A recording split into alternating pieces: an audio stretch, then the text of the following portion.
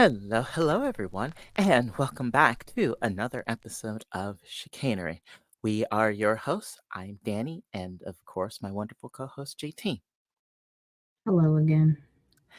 And so we are going to be delving into the Road America race weekend, as well as the actual race. There being quite a bit there. Sort of in the periphery, there's a fair bit of just general nonsense that requires a bit of attention.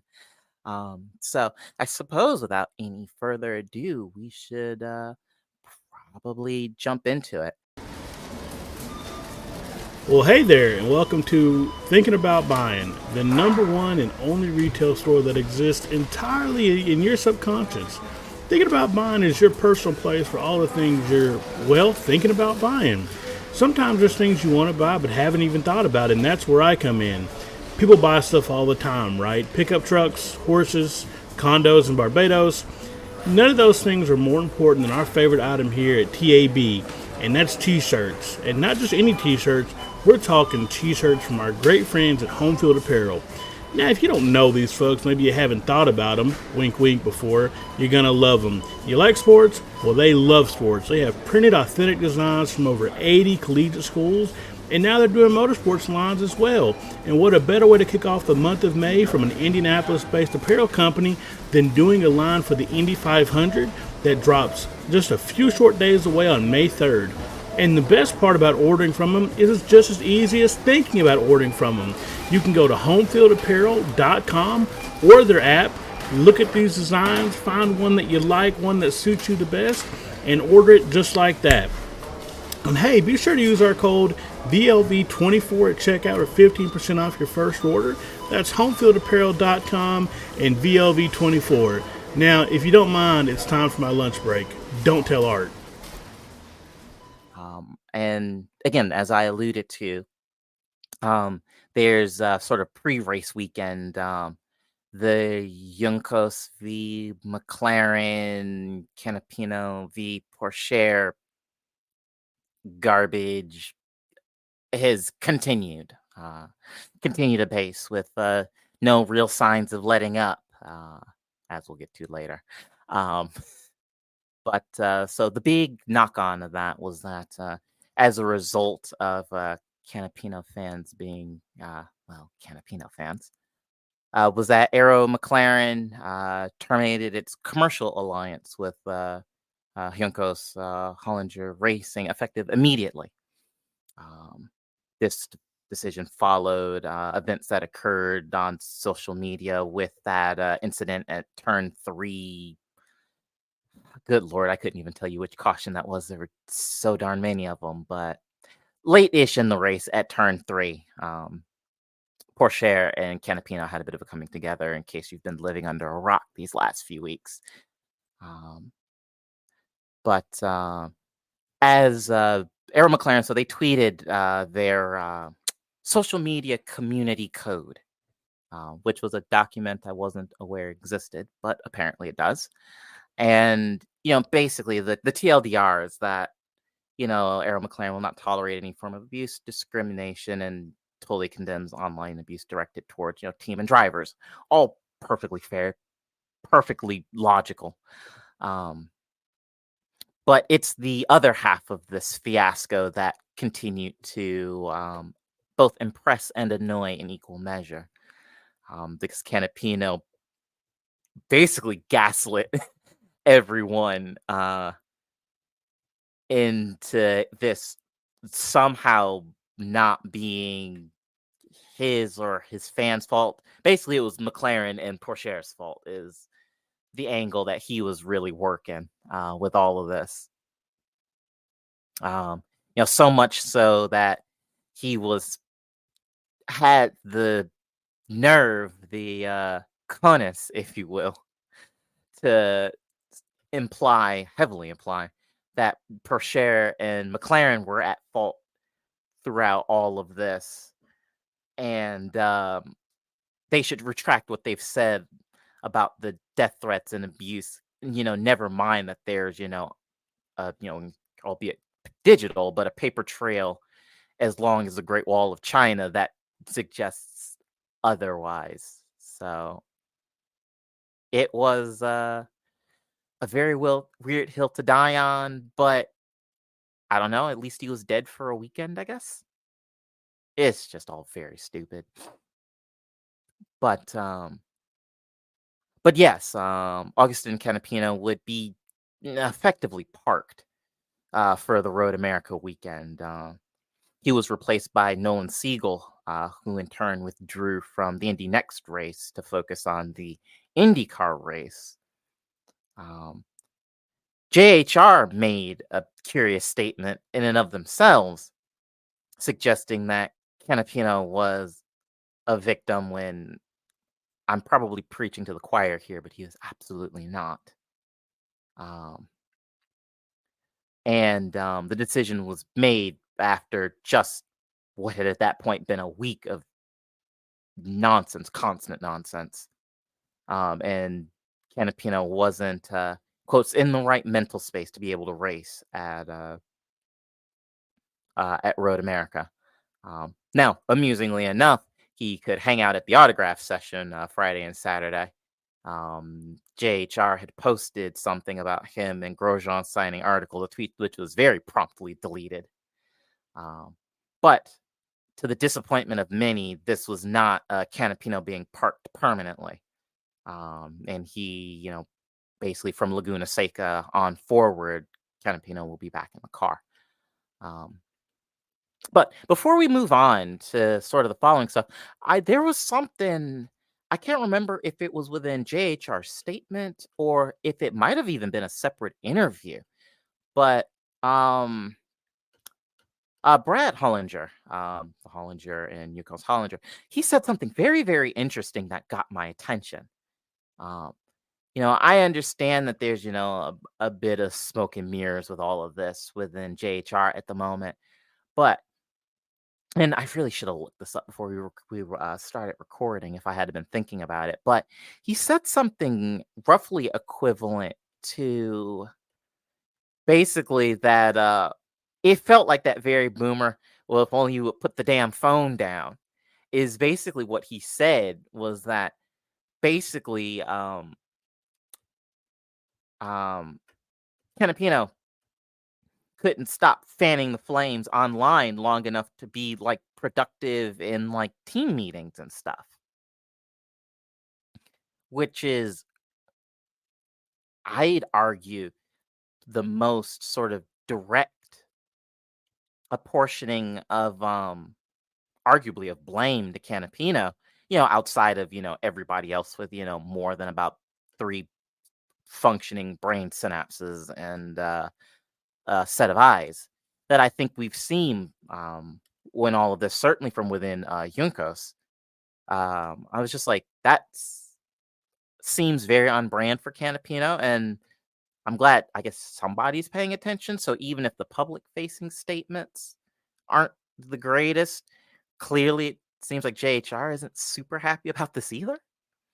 I mean, I think what you might be referring to is like there was like an Indie Star article that That's what it was was. posted like a while ago, like leading up to the Road America weekend. And there is a quote from Brad Hollinger in here.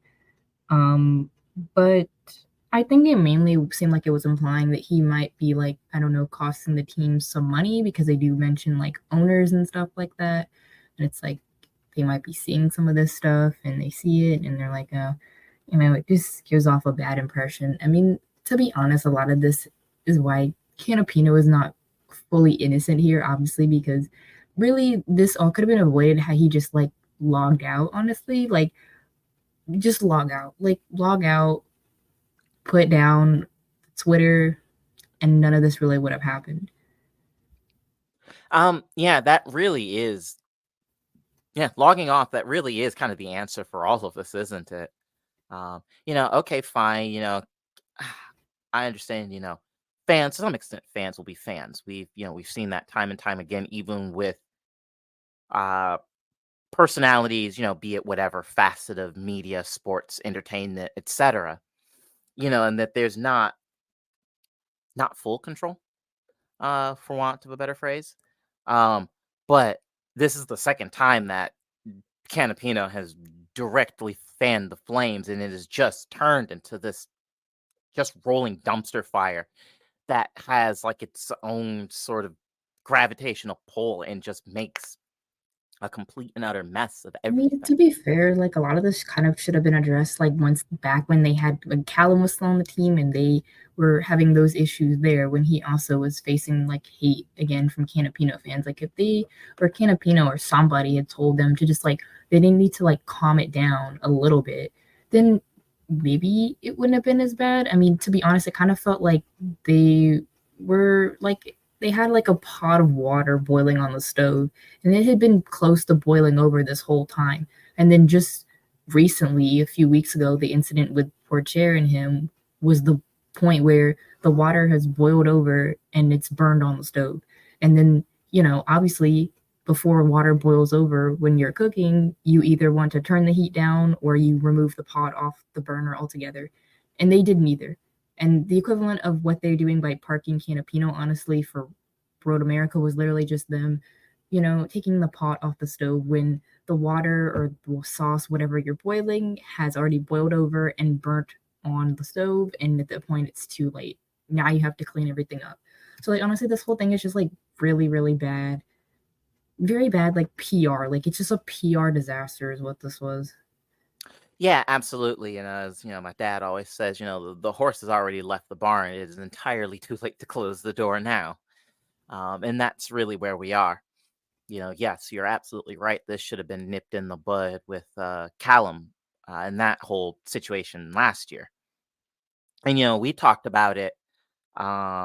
Or actually, I can't remember if I talked to you about it. I might have been talking to somebody else about it. But point being is that the press conference when Grosjean signed with JHR, and it may have been Marshall Pruitt or somebody else, but basically what's going to happen if you and Canapino have issues, right?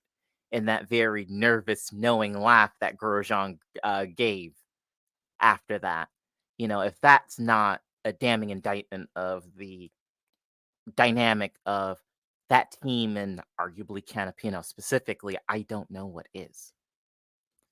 I mean, it's And kind of crazy to see like the downfall that JHR has had in these past couple of years or two. Because I mean, everybody used to like them. Everybody liked them back when they were known for bumping a big conglomerate team like McLaren from the Indy 500, and then now it's like nothing. Everybody hates them. yeah, exactly. Yeah, you go from the plucky upstart to everybody's I guess least favorite antagonist. And of course this is not the first time we're seeing this year. Williams is kind of going through a same thing in F1 at the moment. But yeah, no, this has just been an unmitigated disaster and an entirely unnecessary one. That's the thing that probably strikes me the most, is just that none of this needed to happen. Or even if it did, this all could have been dealt with very, very quickly. But just nobody did anything, and now you have a whole bunch of people at JHR, sorry, kind of holding their hands up, and it's like, it's entirely too late for that now. But anyway, moving on. In more fun news, our IndyCar's favorite protagonist, David Malukas. He's back, baby. He signed with Meyer Shank Racing. That was announced around the Road America weekend. He was not in the car, but he will be from Laguna Seca forward. So basically for the last handful of rounds of the season. Super cool to see him back in the car. I still think it was just an atrocious break from McLaren and his injury, and kind of how all of that coalesced into him basically not having a drive for the first half, 2/3 the season, really. But he's good. Can't remember where. It's like I read so much media stuff that I can never quite remember who and where and what it comes from. But it might have been an interview at the Road America weekend. In fact, I think it was where he wasn't sure if he was still going to really be fit to be back in the car, and I know he and his PT folks were kind of operating in, recovery and, rehabbing on the basis that he wasn't going to be driving. And then I guess from what I understand, the deal with Meyer Shank came together pretty quickly and kind of at the last second. And so he was like, well, never mind, I am going to be racing. But apparently he's good and cleared and ready to go. So, yeah, we'll see him at Laguna Seca, and certainly, yeah, wish him all the best. Like I say, he is genuinely probably my favorite driver in the series at the moment. So it'll be cool to see him in the car after all. But in what in the actual hell is going on here? Arrow McLaren has dropped Teo Porchera. That was announced. So we're recording this Tuesday, June 18th. It's about 7:15 Eastern time. It was, I don't know, 2 o'clock, 2:30 this afternoon that it was announced that Teo's being dropped for Nolan Siegel. And I haven't the slightest idea what the hell is going on within Arrow McLaren. Like, why? I don't know. I don't get it. Do you have any stunning insights? I mean, I was trying to like read earlier, like quickly before before we recorded. Somebody had posted like an article from like the race, I think it was what it was called, and Yeah. like it was talking about.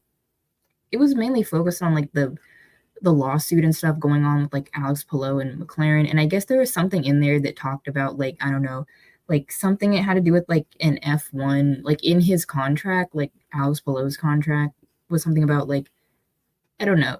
He was allowed to have like I guess a shot or something at F1 in 2025 or something. Like I don't know. I was having like a very hard time trying to comprehend like what actually was supposed to be like said in that article, or at least like the information. Like a lot of it was kind of confusing because even like that whole situation is also very confusing. So like I don't know. I think some of it was might have had to do with that. And I think also some of it was, I guess, apparently McLaren wanted to act on getting Nolan Siegel because, like, he was probably obviously some other team was definitely going to, like, try and obviously grab him because he was on one of the winning entries for Le Mans this past weekend.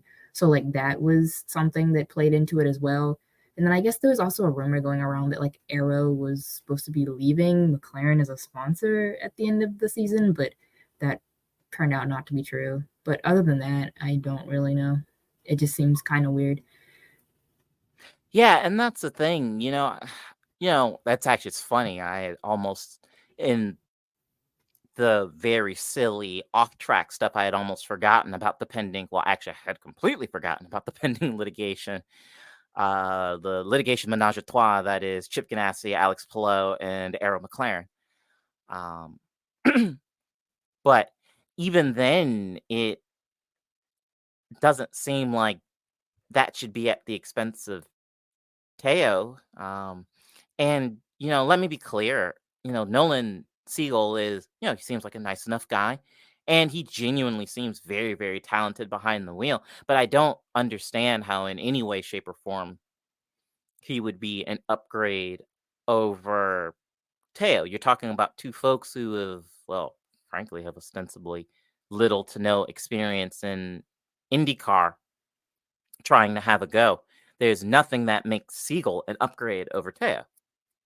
And then the optics of you've already dropped one driver this season under murky at best circumstances, and then you go and do it again.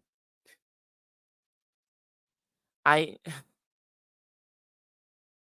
I don't know. It genuinely doesn't make any sense because actually, I mean, I'm happy for Nolan Siegel because I think he's a definitely decent driver and he definitely deserves a shot at IndyCar. However, I didn't think this would be how he got into IndyCar. I thought personally like that he would probably just finish out the rest of the Indy next season this year, and then probably I don't know. I thought Dale Coyne probably would have signed him full time next season, and that's how he would be in IndyCar full time, and then like eventually he would move to like a bigger team But I'm like, I don't know.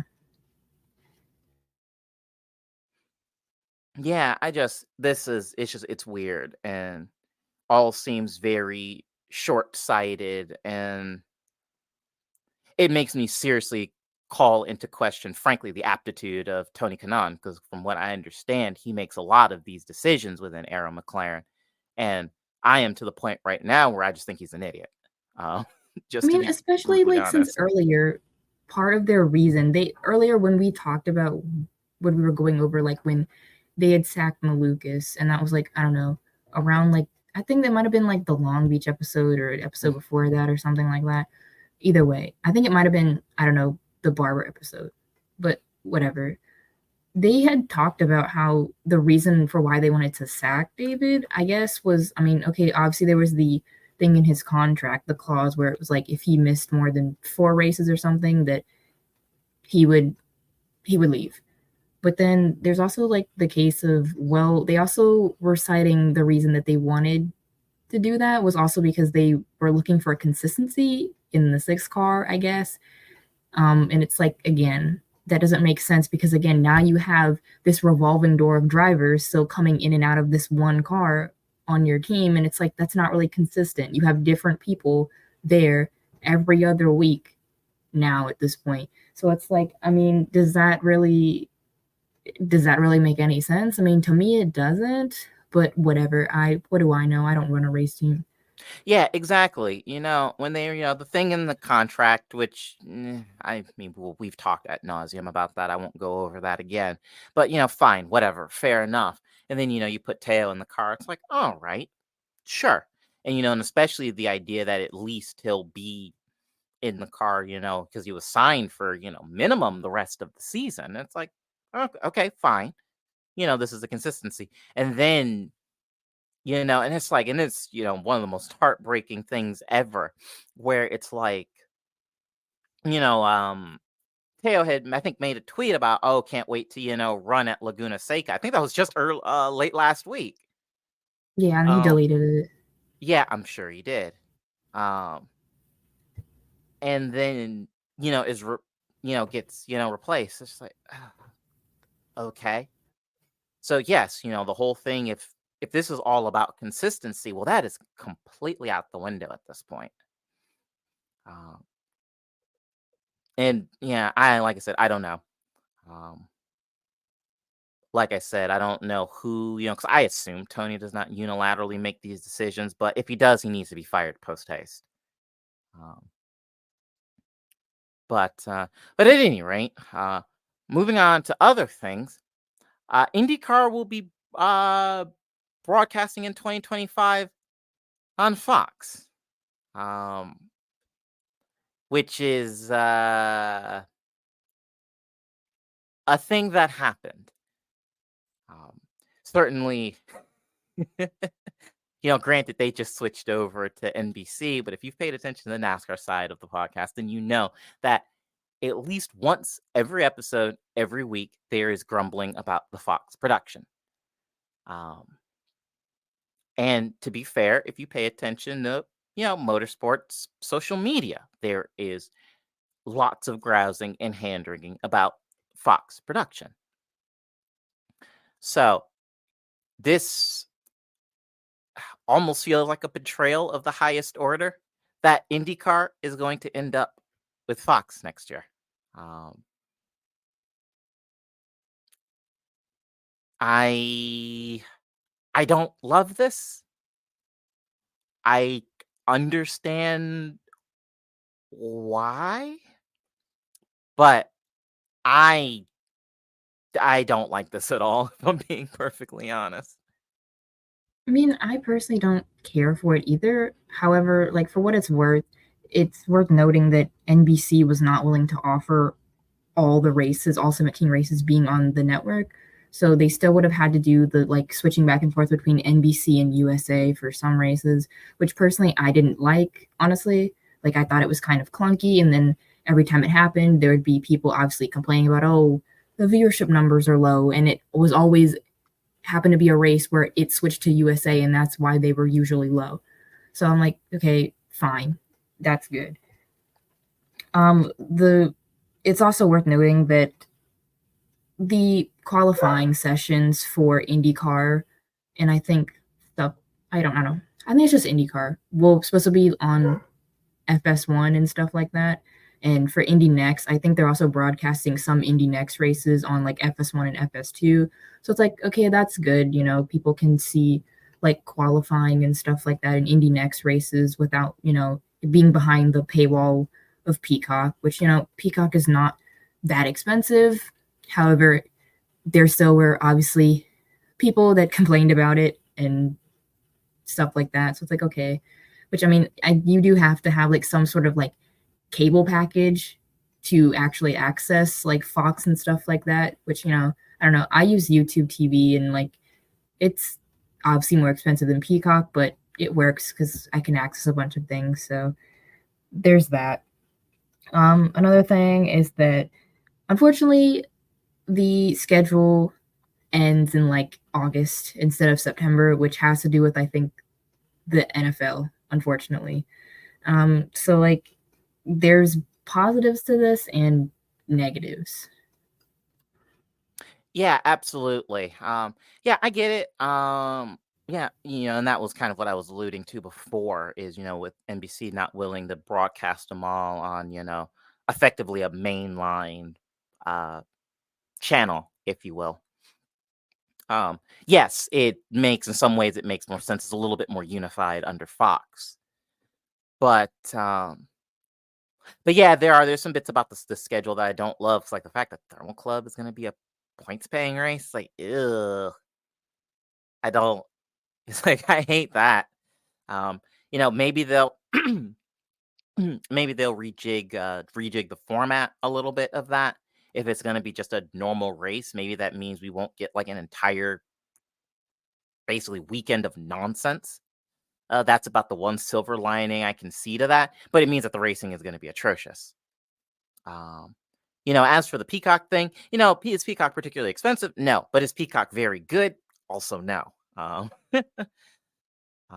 So that's probably my biggest issue with Peacock more than anything is just that I don't think it's very good. I mean, sometimes I don't watch races on Peacock just because like they full screen commercials, but versus if you watch them like on TV, at least you can get like the side by side. You can still see the racing and like the commercials at the same time. You get the split screen, and Peacock doesn't do that. So like usually I don't. The only time that I watched Peacock for a full race this season was like the Daytona 24 hours, and that was really because I didn't want to deal with having to like jump around channels because obviously it wasn't going to be shown on the same channel for all the 24 hours. But other than that, I usually don't use Peacock to watch races live unless I'm, not at home for whatever reason or something like that. Yeah, exactly. I'm like, my best friend and I'm like, we split Peacock. I'm like, and we use that more to just Peacock more to consume like actual, TV more than we do sports stuff because we both find it absolutely intolerable because we share the account. But at any rate, yeah, so that's not great. But also, biggest thing is, we're kind of talking about it a bit with the schedule. Is that Le Mans and Gateway are going to conflict, which is a decision that was made.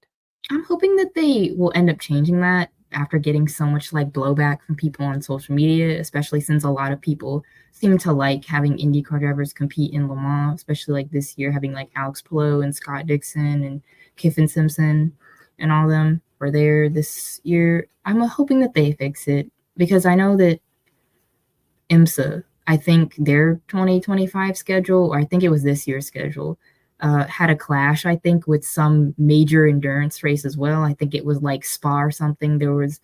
Spa was clashing with like Watkins Glen or something like that. And they eventually changed it after seeing feedback from people. So I'm hoping IndyCar does the same. I can't promise that honestly because, well, do IndyCar executives or any of the people that make these decisions necessarily listen to people on social media? No.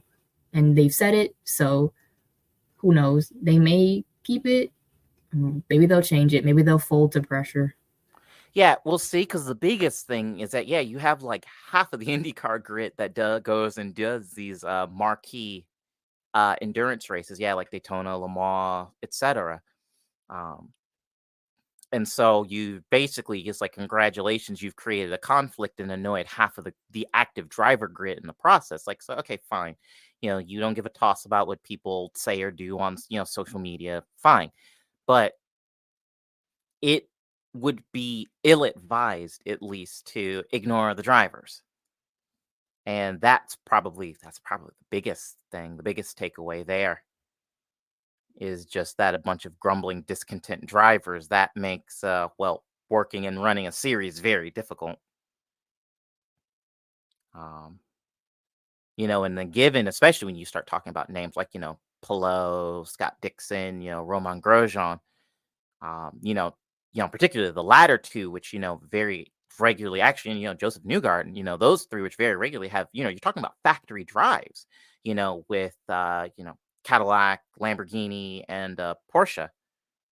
Um, they are to a point where, in theory, the teams could, I say break ranks, but, they'll, send them off to Le Mans and have, I don't know, Indy Next folks filling in. I could see that happening. It's like, and then, okay, congratulations, half the field are, a bunch of, admittedly up and coming drivers, but to the broader IndyCar consciousness, a bunch of unknowns. And then that doesn't really go very well either.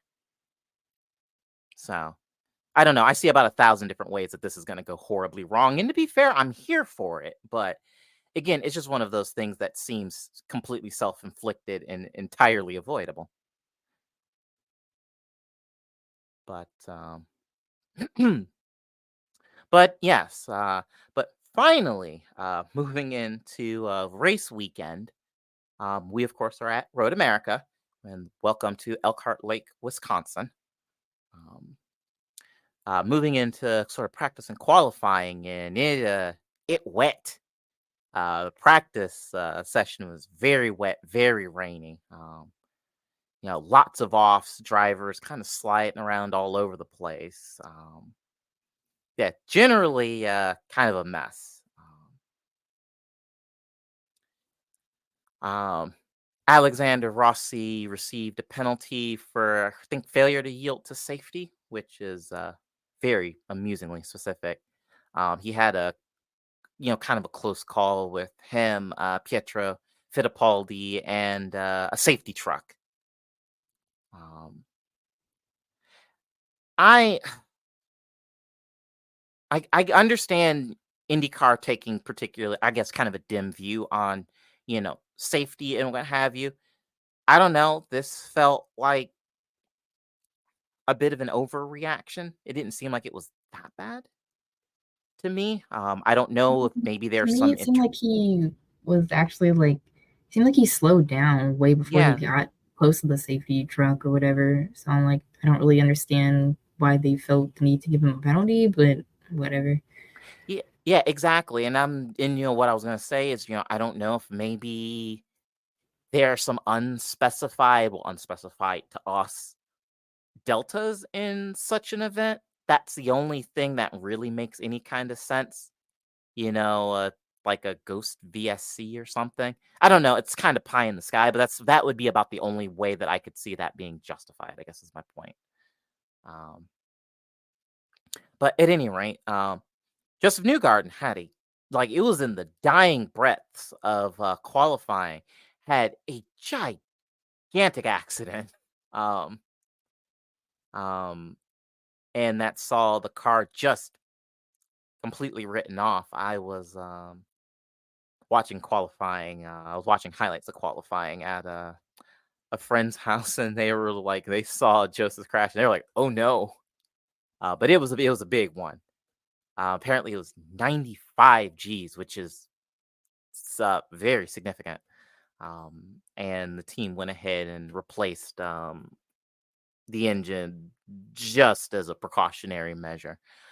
But Linus Lundqvist we would settle down and kind of fall into a rhythm. And I think, just for a little bit of context for the way Detroit, I think, at least for now, has reset the barometer for cautions It was only for full course yellows to start the race. Only. But Willpower would go ahead and would win, which broke his, I guess, what at this point, almost 2-year winless streak. Think so. Yeah. So congrats to Will, and I guess and the biggest thing is that this proves is that for all of the chatter at the beginning of the year with the push to pass scandal and blah blah blah, Penske does just have like legitimate pace this year. I know some folks are kind of preying on their downfall with all of this, but I don't think that's going to happen, folks. But moving on, do you have let's start a dialogue. There's been some chatter, which I think is kind of amusing, about the relationship between Newgarden and McLaughlin at Team Penske. If they're still friends, or I guess minimally friendly with each other, or if there's been some sort of falling out.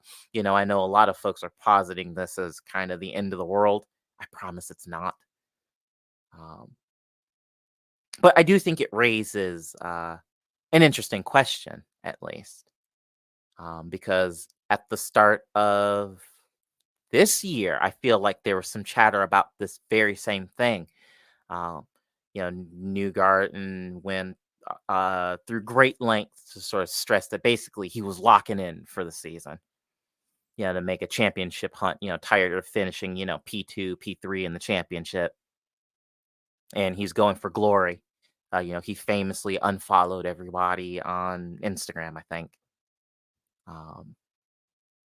And, some of the admittedly very fun antics that Team Penske could kind of get up to, he is no longer participating in.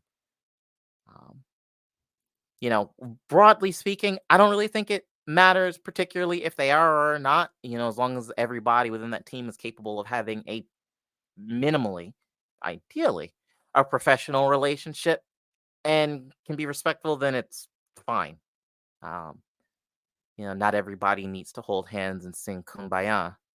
I mean, I feel the same way. Like, I feel like it's basically the equivalent of like, I don't know, they're coworkers, so it's like not everybody gets along with their coworkers. Not everybody's like buddy buddy with their coworkers or like go out to happy hour with their coworkers. It's like fine if they don't really get along like they used to anymore. I mean, I don't really see it that big of a deal. I mean, yeah, sure, the bus bros bit was fun while it lasted, but unfortunately it had to come to an end.